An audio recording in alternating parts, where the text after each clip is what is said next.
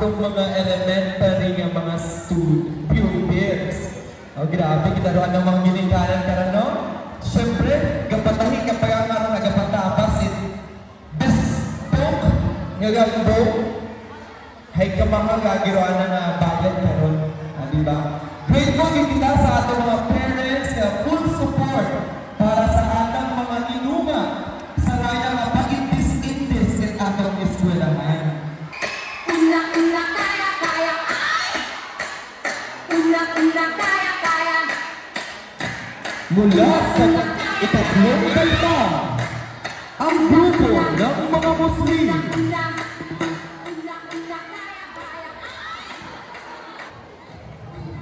Magandang hapon sa inyong lahat. Ako si Maxine Paralunod na ikatlong baita. Ang kasuotan ng mga Muslim na pambabae ay sumasalamin sa kanilang pananampalataya at kultura. Isa sa kanilang kasuotan ay ang hijab, sumasakop sa buhok at leeg bilang simbolo ng modeste at paggalang sa kanilang pananampalataya.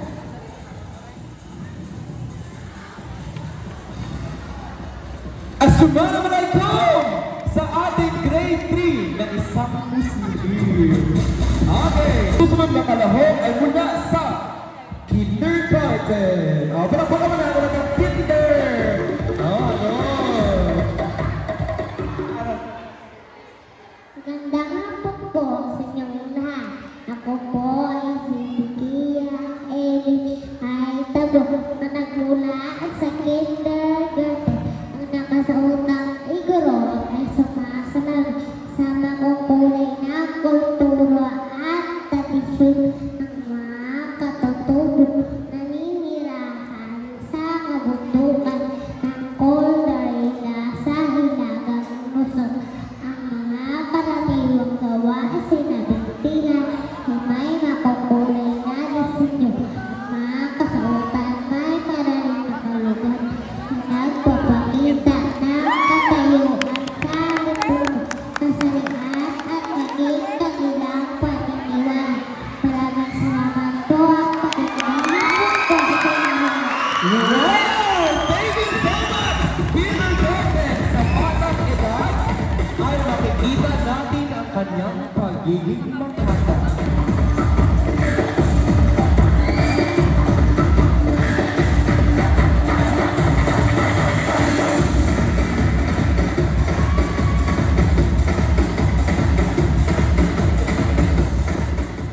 Kapain na pano, Diyos mahuyag. Ako po si Bian Aruba na kinatawag sa ika-anim na baita.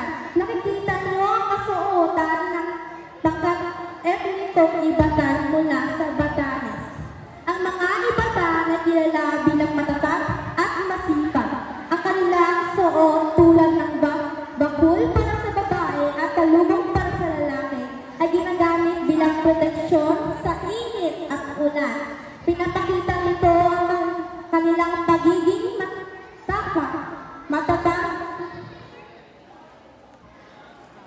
matatag sa anumang hakot ng panahon. Diyos sumamahin. Maraming baitang mula sa grupo ng mga Maranao.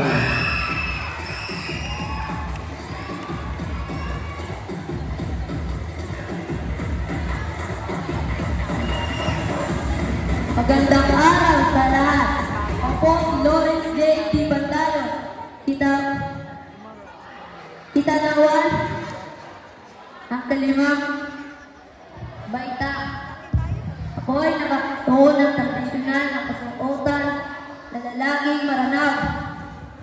Ito ay makulay na malong at may tubaw sa ulo. Ipinakita nito ang tapak at dakal ng kalalakihan Maranao. Maraming salamat sa mga tribo ng Maranao.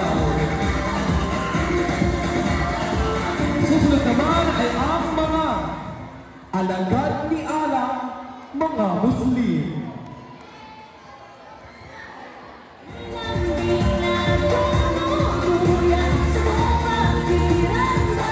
Sorry, luma. Nakasuotan ng mga Muslim na malalaki. Naglalarawan ng pagpapakita ng kanilang naglalarawan ng pagpapakita ng kanilang pananampalataya at kultura. Isa sa mga tao ay disgrasya, isang mahaba at maluwag na sumasakop sa buong katawan. Ako po si Clark Andre na nagkatong makita. Maraming salamat sa ating ikatlong baitang. Susunod naman ay ang ating ikaunang baitang mula sa pangkat etniko sa Igoro.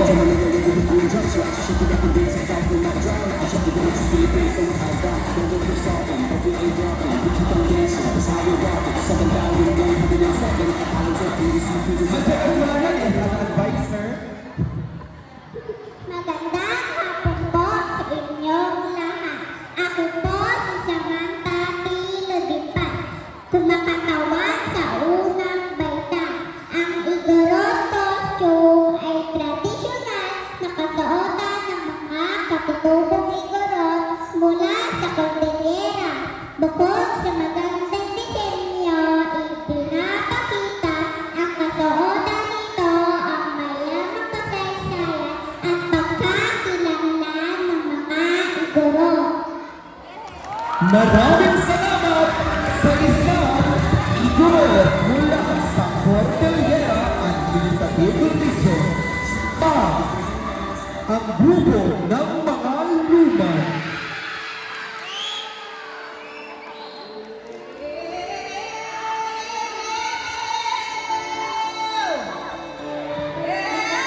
Magandang hapon po sa inyong lahat. Ako po si Ebria Arbulizig ng ika-4 na baitang. Suot ko po ang kasuotan ng mga babaeng luman.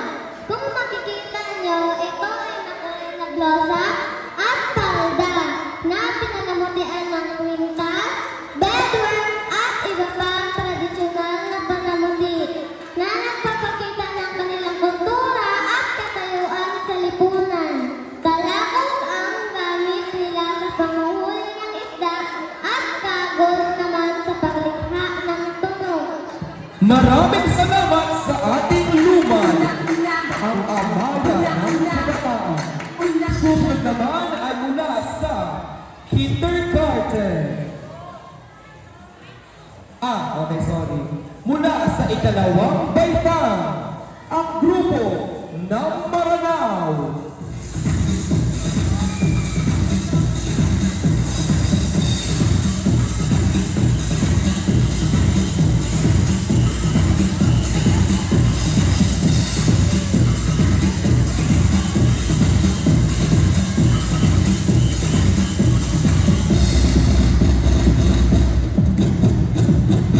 Magandang araw po sa inyong lahat. Ako po si Samskinidan D. Nazareno. Ako ang marangaw na lalaki. Karaniwang suot ko ang malong. Isang pilay makukulit maraming gamit. Maaaring ng pantalon, kumot upang sinunya. Nasusot din ako ng barong. Pangitaas ng disenyong nakukulat. At pinamutian ng borda. Maraming salamat sa ating Maranao na sabay at malong at kupir. Susunod naman ay mula sa kindergarten. Grupo ng mga Igoro.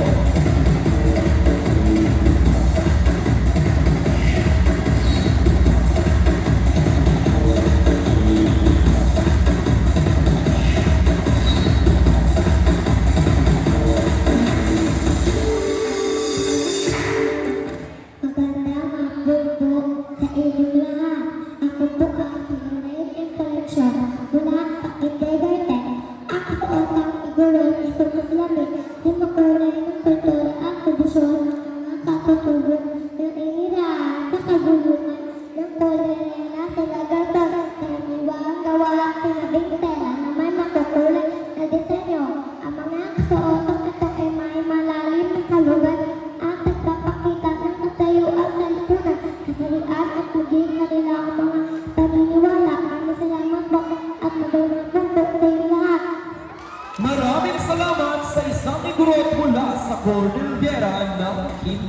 Sumunod naman ay ang ikalay.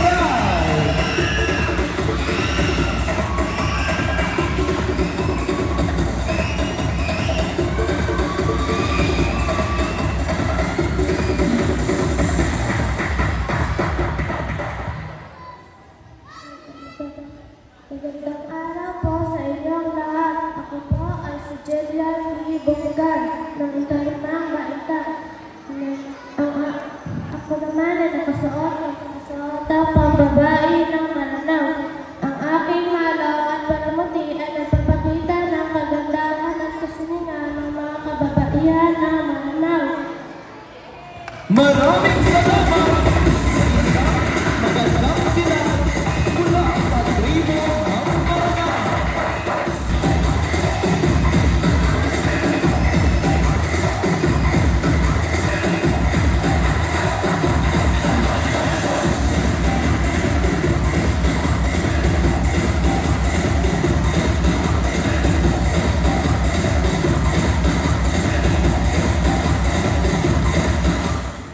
Magandang hapon po sa inyo lahat. Ako po si Gerald T. Bonggan Jr. ng ika-4 na baita. Narito po ako sa inyong harapan. Suot ang kasuotan ng isang lalaking luman. Bahagi ang pagkakamagat. Mayamang kultura. Makukulay at makasaysayang kasuotan na hindi lamang panamuti, kundi sumasalamin sa kanilang paniniwala, pagkikitungan at pagkikibaka sa kanilang. Ang aking hawak ngayon ay para. Ito ay ginagamit nila sa pangangasa. Pabuhay ang mga katutubungan! Mabuhay! Mabuhay ang ika-4 na baita!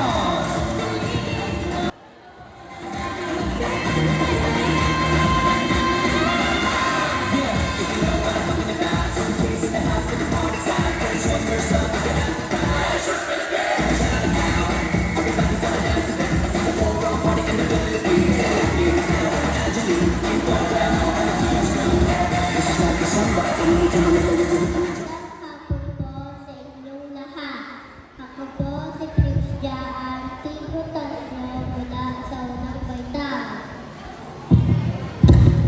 Ang Tasyo ay kilala sa makukulay na tela na hanabi ng manumano, may mga disenyo at pattern na sumisimbolo sa kultura, paniniwala at pamumuhay ng mga tribo.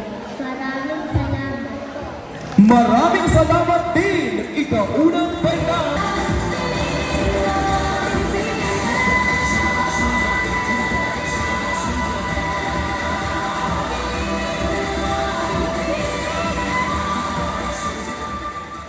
Magandang hapon po sa inyong lahat. Ako po si Georgian and Tropa. Ako naman ang Maranao na babae.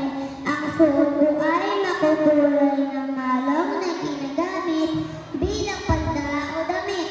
Madalas ko rin isuot ang landa na isang mamahaling tela na may gentong borda.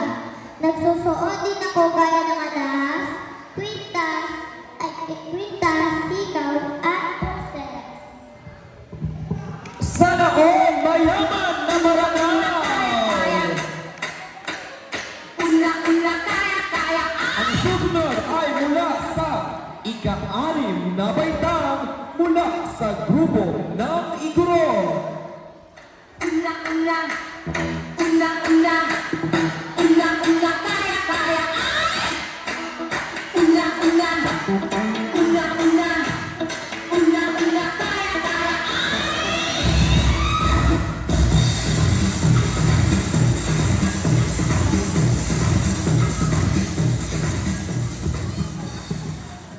Mayat magibig yung amin. Ako po si Joseph Duruman, ang tinatawan ng ika-6 na baita.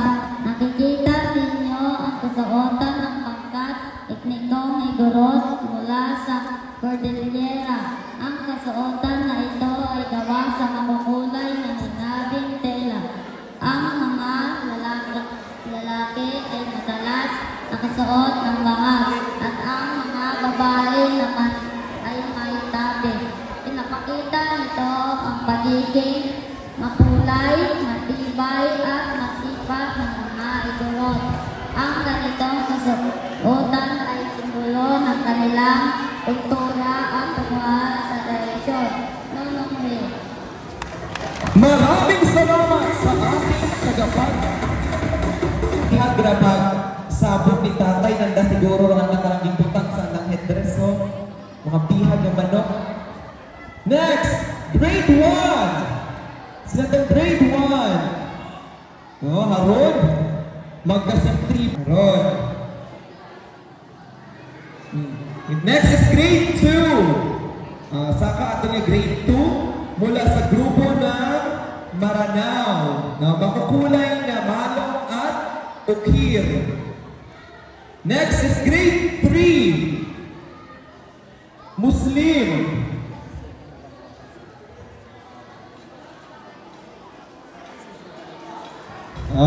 And grade 4, grupo ng Numad.